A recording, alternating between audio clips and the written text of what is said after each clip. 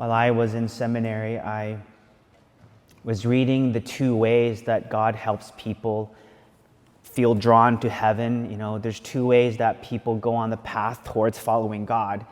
The first one is fear. Frankly, we just don't want to go to hell, right? I don't know how else to tell you that.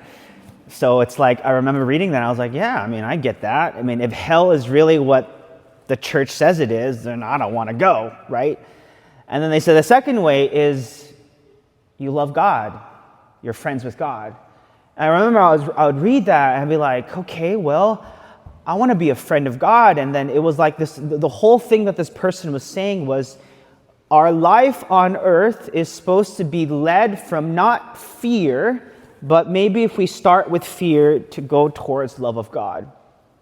I remember I was in my old church, and at this time, imagine I'm a priest now, right? And I'm keeping this in mind, and I was just going through personal, like when we go through life and we experience our own weakness, right? What is that like? It's not very fun, right? And I was just feeling like I was in trouble. Imagine I'm a priest, I'm about to preach in front of my old church, and I'm like internally freaking out, right? And I was like at the back of my church, and I'm literally walking, and I just literally I feel like God is just like a powerful, powerful word. And he's like, why are you so afraid of me? Do you not know who I am? This is all happening within 5 seconds of me walking. Imagine. I didn't tell anybody because I was like, they'd be like, they think I'm nuts. Are you afraid of me? Do you not know who I am? Do you not understand that I love you? My dear friends, I believe that in our hearts, because of what happened with the fall of Adam and Eve, our first parents, I feel like a part of us always has fear. How do I know this? Because I get to meet you all every single day, right? But I also know my own heart. How do I know this? When you're experiencing your own weakness and you think, I feel like God is going to take away his blessings because I'm in trouble, right? Or maybe when you don't get what you want and you're like, God, when we get upset at the Lord. When you look at our gospel, what does Jesus say? Jesus says to his disciples, this is my commandment, love one another as I love you.